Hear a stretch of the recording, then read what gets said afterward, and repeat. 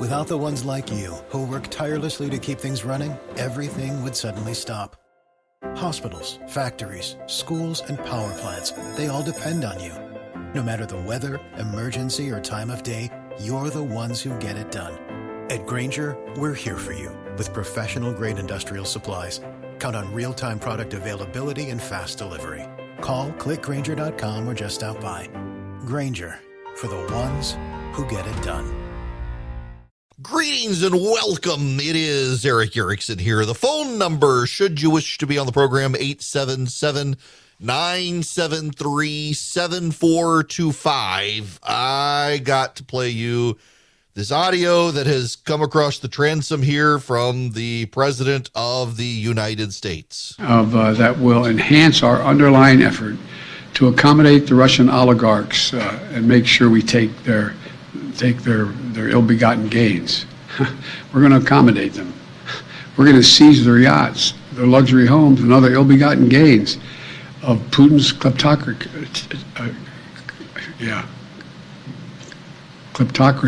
and the guys who are the kleptocracies. But these are bad guys that will. This comes on the heels of this one from the president. More game-changing investments for educators, students, and families. We're in competition for leading the 21st century. Not a joke. That's where we are right now. You know, parenthetically, if you think about it, what was the reason why we led the world beginning around 1905, 6, and 7, and 8? Because we became the first nation in the world to have universal education of 1 through 12 for everybody, no matter what. 1905, 6, 7, 8. Who do we appreciate? Not that guy. Brandon, gosh, y'all. Listen, I try to be more graceful about this than most, and I still get myself in trouble. The president is an 80-year-old man who does have a speech impediment. He stutters. I am sympathetic to that because I do too. Mine has gotten so much better from when I was a kid. Oh, I can remember times when I was a kid and people would just tell me, slow down. And, you know, I talk fast. I do. I have a couple of listeners, if I'm honest. They will send me angry emails on occasion, furious at how fast I have talked. And when I get spun up and excited, I tend not to go up in pitch, but to go up in speed. Now, I talk slower on a regular basis than Ben Shapiro. Ben's a friend, I can say that. He's probably the fastest talker in radio. But I know I can pick up speed, and I can trip over my words. I can stumble. There was a guy on radio in Atlanta for a while who would do a parody of me. He was trying to get attention from his radio station because they were inferior in every way and tiny, and ultimately went out of business. And he would stumble and stutter as his impression of me, and I get that. I also get that they did not succeed. But I try to be a little more graceful with the President of the United States because I grew up stuttering terribly. Mel Tillis, the country music singer, was a hero of mine when I was a kid because that guy stuttered awful. I know most of you these days, Philip is like, who the hell are you talking about? He was a brilliant country music artist back in the day. Really, really was. I guess, he died in 2017 at the ripe old age of 85 years old. His daughter, Pam Tillis, was a country music singer as well. He was a horrible stutterer, horrible. And so I loved him when I was a kid. I say all of that to say I try to be a little more graceful to the president than most. But the fact that no one on the left can admit there's something going on there. I remember when Donald Trump was president of the United States. I am old enough to remember major media outlets like CNN and MSNBC would have come on therapists, psychiatrists, mental health experts to talk about the mental health of Donald Trump. In fact, in the last week or two, there's been another flurry of questions about Donald Trump's health and mental acuity and his age. They're perfectly willing to talk about these things about Donald Trump, but they never want to talk about it with Joe Biden. He is obviously, painfully, obviously not the Joe Biden of just 4 years ago. He's not. He sure as heck is not the Joe Biden of the Obama administration, nor the Joe Biden of the Senate. And part of that is age. But there's more to it than that. I know Secret Service agents who work at the White House. I do. And they themselves are very discreet. But even they will not deny the fact that there are issues. Put it to you that way. They're not openly spilling secrets, but they are themselves concerned with the mental acuity of the President of the United States. A couple of the ones I know that I've talked to. I've got friends who know these guys as well. And to a person, now we don't know all of them, but the ones we know, everybody's a little concerned. And Biden relies on Ron Klain, his chief of staff. I can't imagine, after what's coming for the Democrats in November, that Klain will survive very long. Because what's coming is doom. And the Democrats at this point know it. They do kind of know it, and they're trying to move on as if they can do something. They're trying to get, for example, Build Back Better to come back again. But Joe Manchin has spoken on this now, and Manchin says it's not coming. And one last thing for you. There's a lot of talk over the recess about this revival of Build Back Better. There's not a Build Back Better revival. There's not. I mean, public policy, these major social changes should go through the process. That's what the process is for. And that's why the Senate is what it is. You have to build consensus. And it's basically go through a committee hearing, have people come in speaking for or against, and have a markup, make changes to make it better, and then see where we go from then. And if you think you need reconciliation because you got a great piece of legislation, but people are playing politics with it, that's another. We never even had that yet. We haven't had hearings on any of these things. So you might support reconciliation, but you would want to see hearings. Reconciliation should be used for financial. And financial means we have to get our financial house in order. You have runaway inflation. That should be the first and foremost thing on our mind. It's hurting every day. Everybody in America is getting hit by this. It's just it's a tax, and there's no way to camouflage that. But we're not doing that at all. So we should be changing our tax code to make it fair and equitable, and everybody pay, no matter how rich you are. Everyone participates in this government. So the best they may be able to do is tax increases, as the GDP surprised everyone by going down. That's probably not going to work out well for them. This is an actual headline at Politico. Someone is taking too many edibles. Despair mounts over Biden's domestic agenda. Virtually everyone agrees serious progress must be made on the domestic agenda in the next few weeks. How that happens is less clear. The White House began the week with a modest goal of resuscitating its domestic agenda. Get Joe Manchin to the negotiating table. So far, the seats are empty, with the clock ticking on their hopes of clinching a major climate and deficit reduction deal before Memorial Day. Democratic leaders are again struggling to make progress, stymied by a lack of clear direction or an understanding of what both Manchin and Sinema, their two biggest obstacles, are prepared to support. The White House is hamstrung by the Venn diagram of Manchin and Sinema asks, said a person familiar with Manchin and the White House dynamics.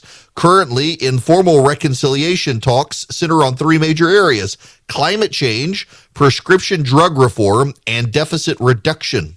While the White House has yet to acknowledge other social spending elements have been removed off the table, multiple people familiar with the talks said President Joe Biden's ambitions on child and elder care are all but dead.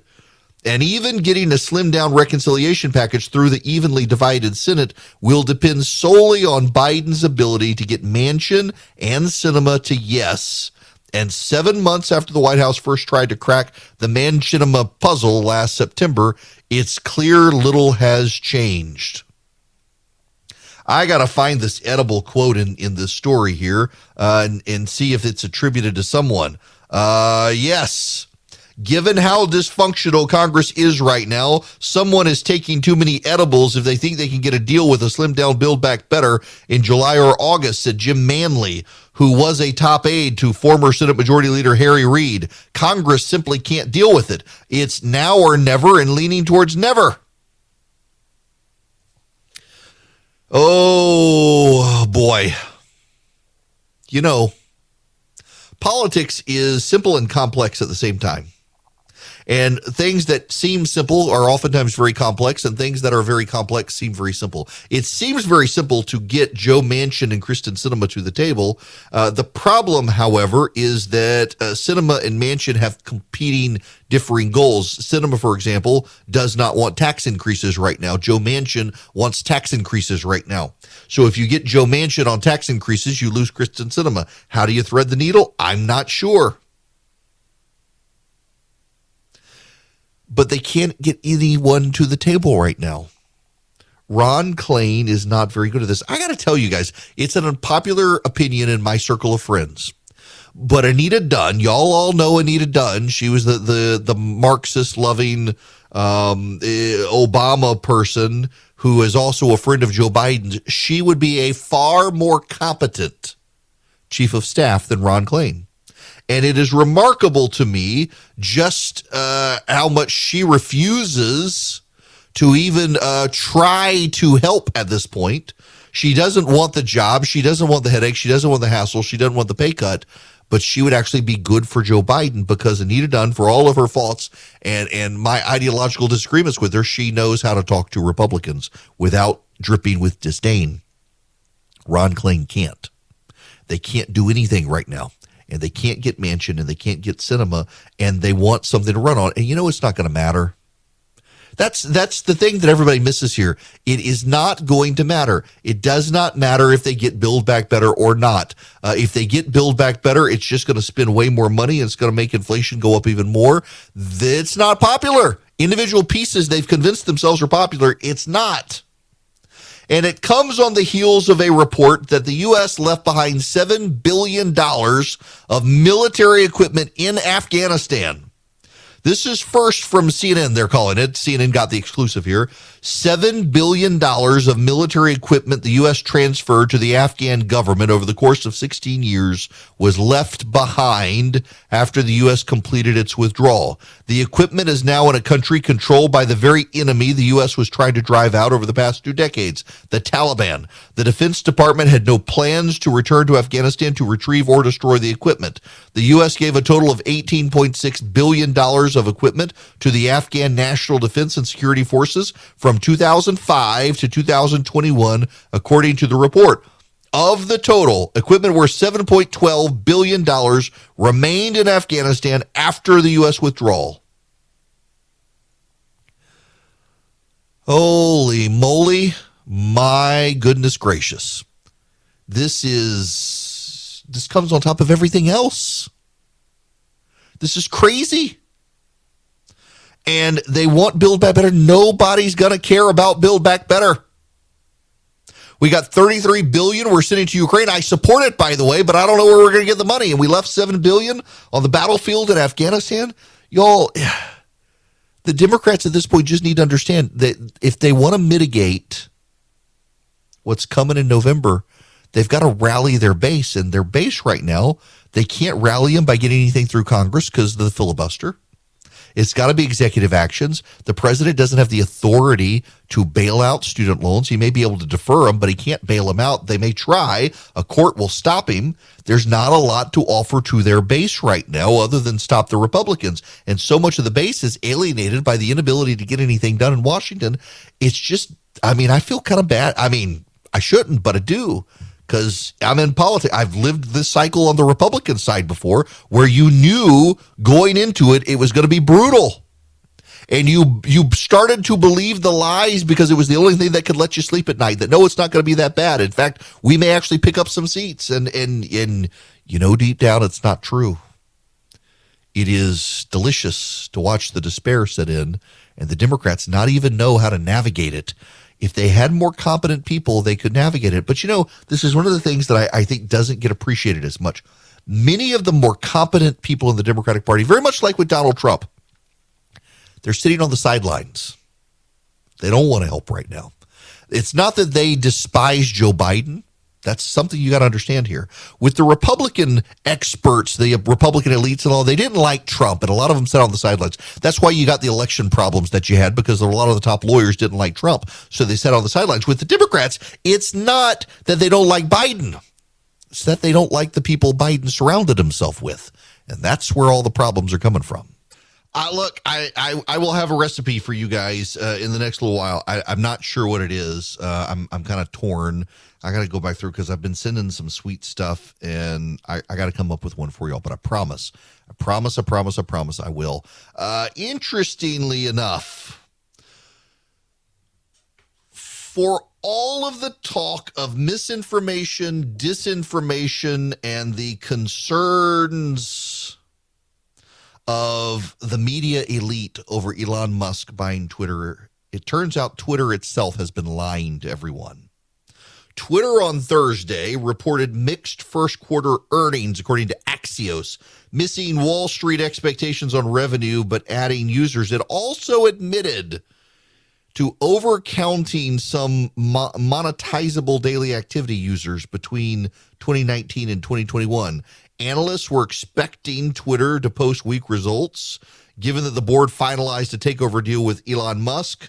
It could be Twitter's last earnings report. The company brought in $1.2 billion in revenue last quarter, just shy of estimates, but it says it accidentally overcounted the number of monetizable daily active users because of a feature that allowed people to link separate multiple accounts together in order to conveniently switch between them. It counted those two separate accounts as two users for more than 3 years. This isn't the first time Twitter's admitted overcounting its user base. In 2017, it overstated its user base numbers for the past 3 years. So basically now for 6 years, Twitter has been overstating how many users it has. And this is the most remarkable thing that I don't know that many people realize. Twitter is disproportionately part of the conversation because so many of the elite in this country use it. The college-educated, white and black, upper income members of the media and corporations are on Twitter. And because they're on Twitter, they assume everyone else is on Twitter. Not really. And there may be 25 million Twitter accounts, but only about 2.5 million people regularly use Twitter. And only about 200,000 people are regularly on a sustained daily basis engaged with Twitter.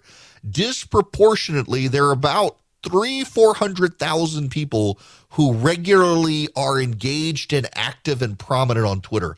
That's not a lot of people in the grand scheme of things, and it disproportionately shapes conversations in the press, which is unfortunate. Twitter, if anything, that does a disservice to the conversations we have as a nation because it gives disproportionate weight to a small number of out-of-touch people. It's the same thing. I was actually talking to, I don't think he'll mind me saying, I was talking to Ben Sass a while back. Nice guy, and we were talking about these disproportionate coverage.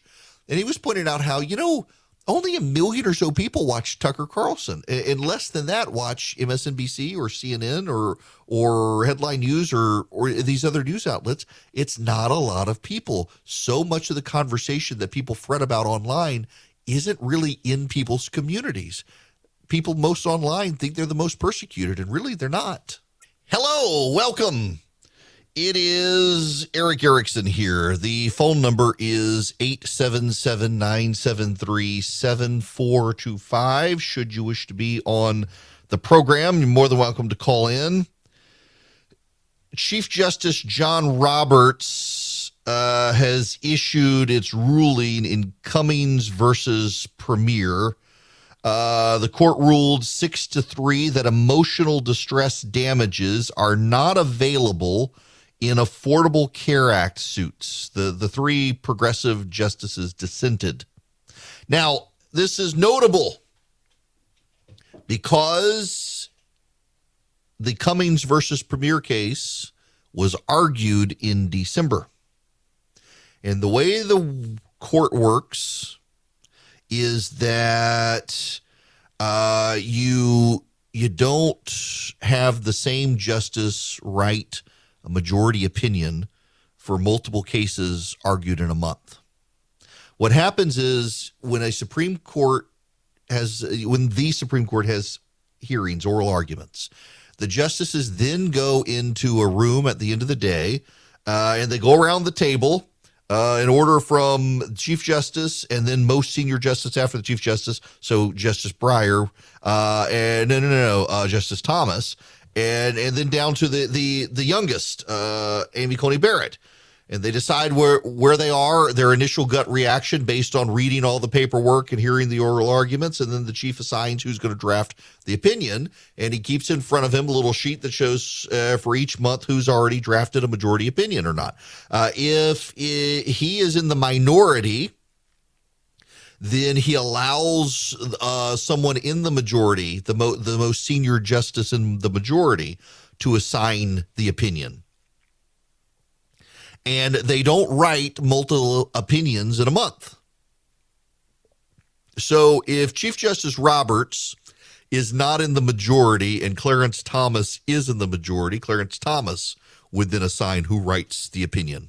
Now, this is all notable because Dobbs versus Jackson Women's Health was argued in December of 2021.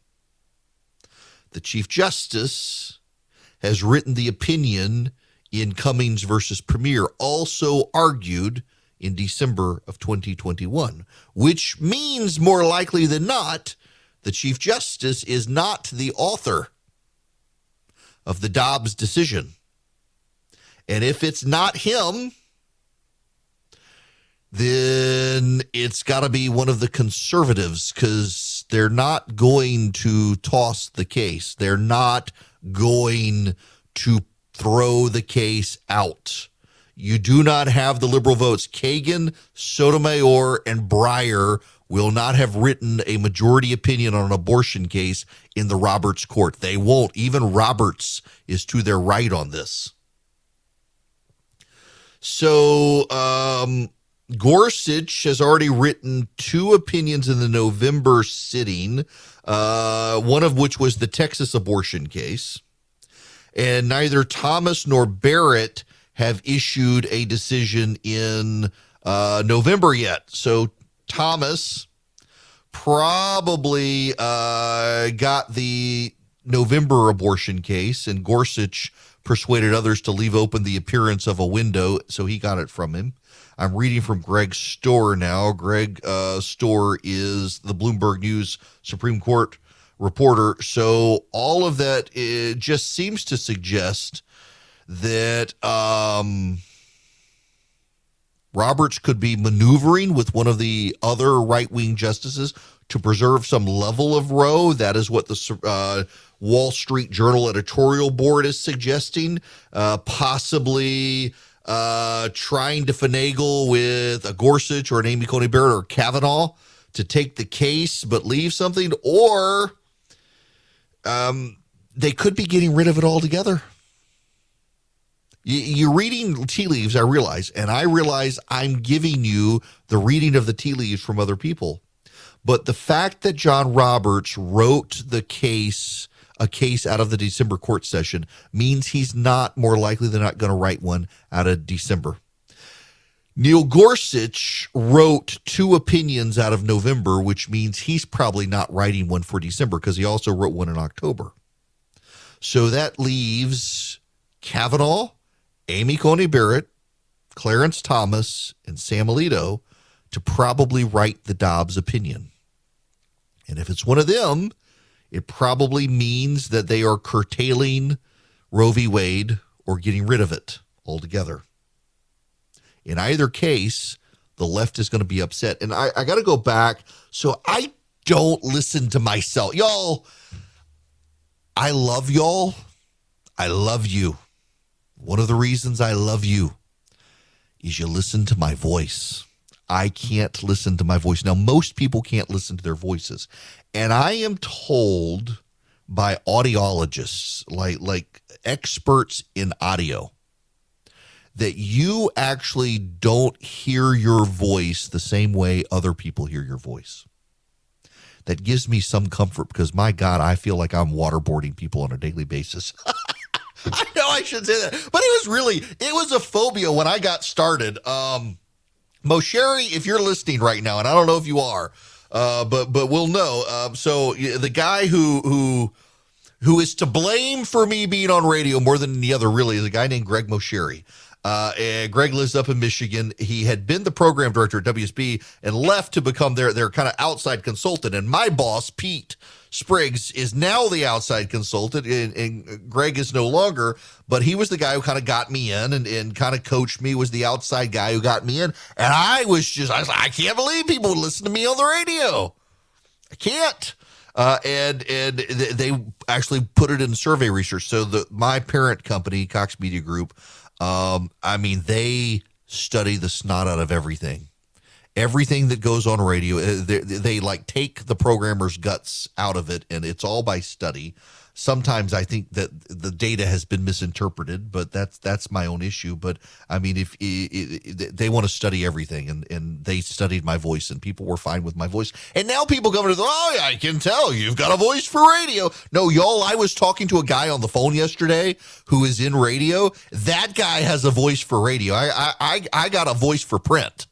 It's remarkable, but nonetheless, I digress. I go all over the place. I had to go back and listen to what I was saying yesterday. I kept having people compliment me. I felt like I completely screwed it up because it was the Fourth Amendment, not the Fifth or the Sixth, and all that, explaining the history of Roe v. Wade and abortion in America, trying to bring you up to speed on what's coming. And I missed the point. I got so distracted by explaining the law and what the law is and how it's progressed and what's the stake. I missed the central point that I wanted to get to.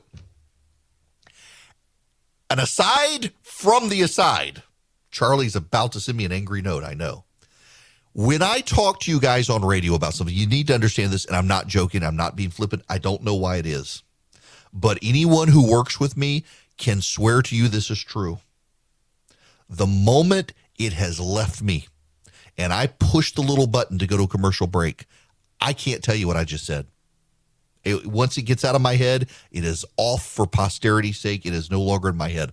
I cannot remember my monologues once they're done. I get text messages all the time from people I work with. That was really good. You did really good. You hit these notes. It was good. The listener's going to love it. I have no idea what the hell they're talking about. I have no idea. Once it is gone from my brain to you via this microphone that I'm in front of, I can't tell you what it is. So I had to go back and listen to yesterday's monologue, and I hate to listen to my voice, and I hate to do that, and I realized I missed the central point, the entire monologue on abortion. The Democrats want Joe Biden to get out there right now because they've realized the Republicans are no longer scared of them. And I don't know that it'll help them. So Oklahoma is passing an abortion law mirrored after Texas. They've just passed it. It's going to be signed into law by the governor in Oklahoma. Hi, folks out at KRMG. Texas has one. Oklahoma has one. Mississippi, it's before the Supreme Court with its. Georgia has its fetal heartbeat ban. Indiana has passed one. Ohio has passed one. Democrats realize that Republicans are no longer scared of the pro-abortion lobby. And, Planned Parenthood has now told abortionists to stop calling yourself pro-choice and call yourself pro-abortion because they're totally fine with telling people they love to kill kids now. And the Democrats are really worried about this because for years they have stoked so many fears about the end of Roe v. Wade, and people don't care about the issue anymore on their side. It's not firing people up. And their hope is that the Supreme Court will get rid of Roe v. Wade, and it will scare the bejesus out of college-educated women who believe they have to kill their kids to advance their careers. And those women will turn out in droves for the Democrats. There's a problem. Those women are already turning out to vote Democrat. They're not adding to the coalition. And the Democrats are privately advising Joe Biden, you got to get out and talk about abortion all the time. You've got to get out and talk about killing kids and the right to choose and the right to an abortion and the health care right and all of it. You got to do it now. You got to get out there and build this. This is ground that we need to fight. The Republicans aren't scared of us. Get out there, Joe. They have a problem. Voters don't like Joe Biden right now.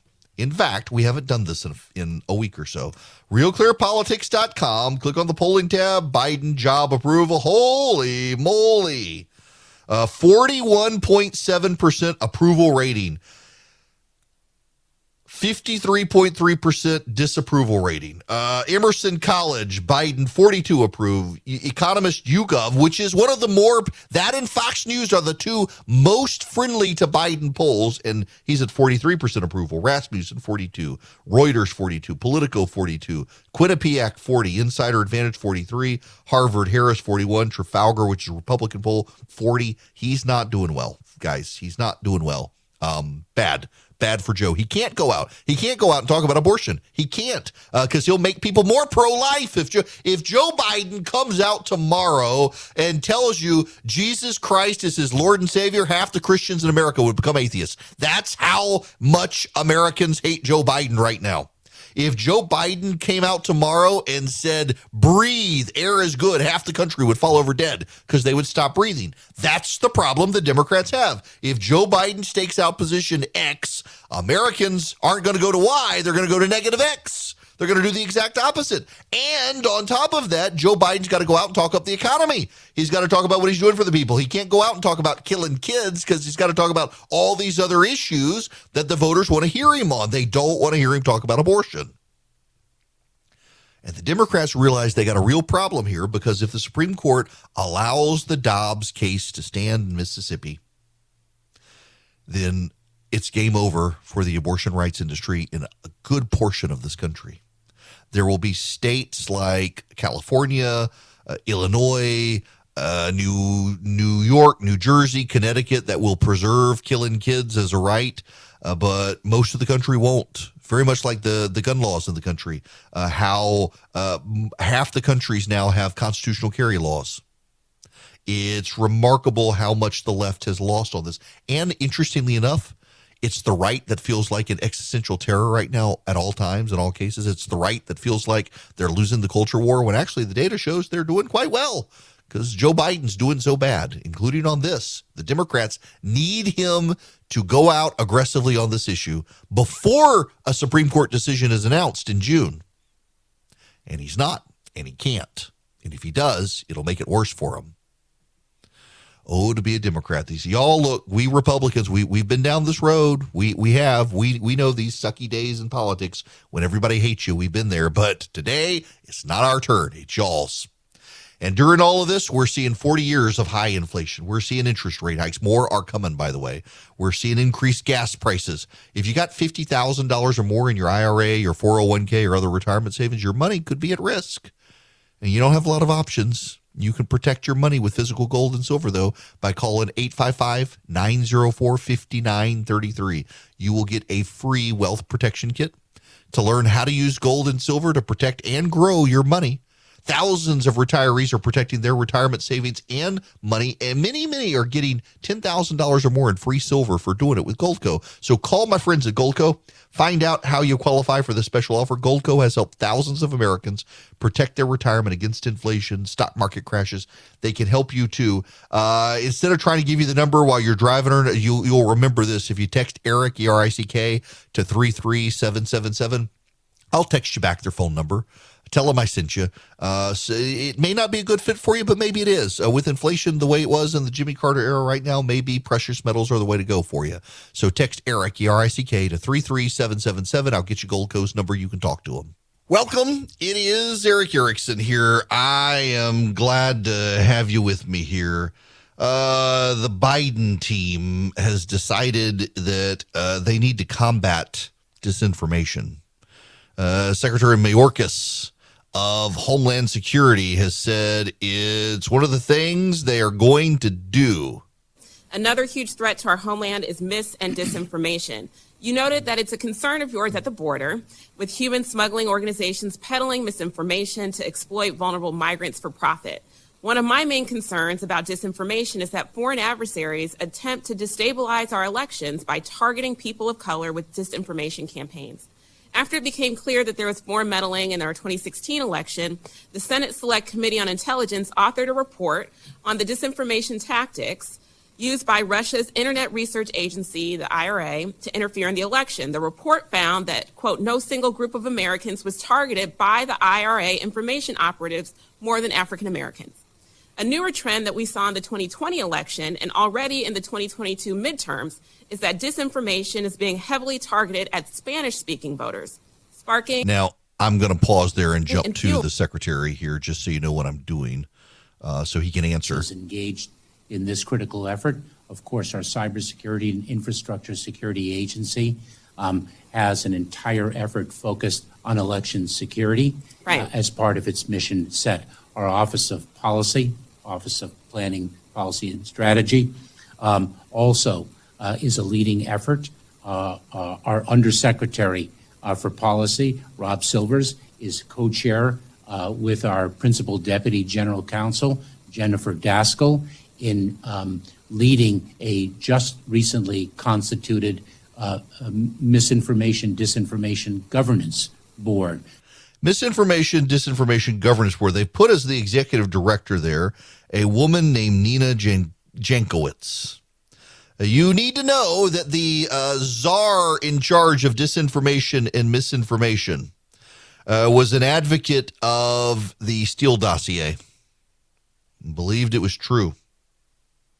She also believed the Hunter Biden laptop story was disinformation peddled by the Russians. And she tweeted during the presidential debate when it came up from Donald Trump that back on the laptop from hell, apparently, Biden notes 50 former NatSec officials and 5 former CIA heads believe the laptop is a Russian influence operation. So she fell for all of the information and somehow wants to be the disinformation czar. Really, this woman is going to be in charge of it. Y'all, the Democrats have convinced themselves of a series of mythologies. It's what allows them to sleep at night. But the reality is, in those mythologies, they now have a worldview that is disconnected from reality. And a worldview disconnected from reality for the Democrats may help them sleep well at night, but it's not going to help them mitigate what's coming in November. I really am just flabbergasted by the Democrats' inability to connect their worldview with reality right now. The reality is really bad for the Democrats, and everyone should realize it. Historically, they should realize it. And instead, the Democrats, well, it's just disinformation. It's people are falling for it. No, people just don't like you. They don't like you right now. And they don't like you because your worldview is disconnected from reality. You got to be able to fix that to mitigate what's coming in November.